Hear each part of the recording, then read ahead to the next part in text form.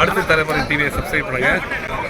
கோயம்புத்தூர் கருமத்தம்பட்டியில் உள்ள பார்க் கல்வி நிறுவனங்கள் மற்றும் கிரீன்யரா இணைந்து நடத்திய மின்னணு கழிவுகளை அடையாளம் கண்டு வகைப்படுத்தும் உலக சாதனை முயற்சி நடைபெற்றது.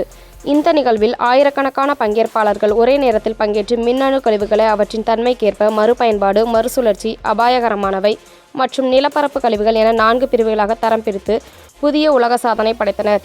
இதற்காக ஒவ்வொரு பங்கேற்பாளரும் முறையான சரிபார்ப்பு பட்டியல்கள் வழங்கப்பட்டு அதன் அடிப்படையில் துல்லியமாக வைக்கப்படுதல் மேற்கொள்ளப்பட்டது.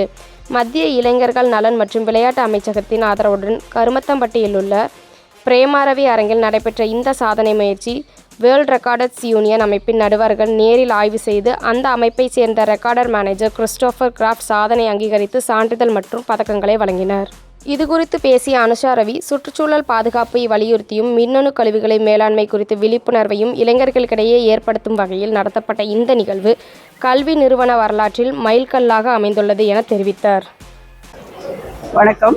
இன்னைக்கு இங்கே பார்க் இன்ஸ்டிடியூஷன்ஸில் ஒரு வேர்ல்டு ரெக்கார்ட் அட்டெம்ப்ட் நடந்துட்டுருக்கு. எனக்கு பின்னால் பார்க்குறீங்க 1000 மாணவர்கள் அவங்க என்ன பண்ணிகிட்டு இருக்காங்க அப்படின்னா ரீசைக்ளிங் பற்றி ஒரு அவேர்னஸ் வேர்ல்டு ரெக்கார்ட் அட்டெம்ப்ட் பண்ணிகிட்டு இருக்காங்க.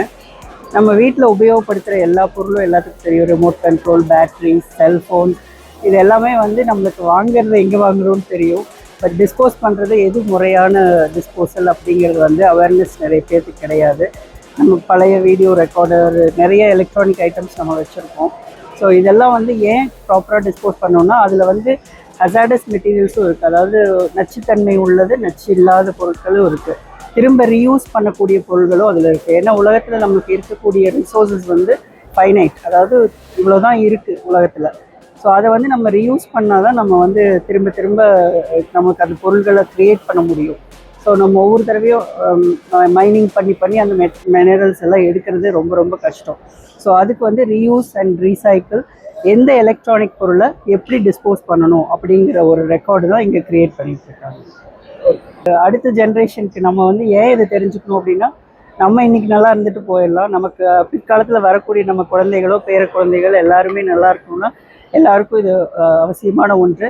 அண்ட் நம்மளுடைய பார்க் பொறியியல் கல்லூரியில் 15 வருடங்களாக சுற்றுச்சூழல் பொறியியல் அப்படிங்கிற ஒரு இன்ஜினியரிங் டிபார்ட்மெண்ட் நம்ம கல்லூரியில் மட்டும்தான் நடந்துகிட்ருக்கு தமிழ்நாட்டில். ஸோ இதில் படித்த மாணவர் தான் கிரீன்யரா ரீசைக்ளர்ஸ் பிரசாந்த். அவரும் ஒரு ரீசைக்ளர், தமிழ்நாட்டில் நல்ல சக்ஸஸ்ஃபுல்லாக பண்ணிகிட்ருக்காங்க. ஸோ வேர்ல்ட் ரெக்கார்டு ஜட்ஜ் வந்திருக்காங்க. So we will be getting the world record today for this. Thank you.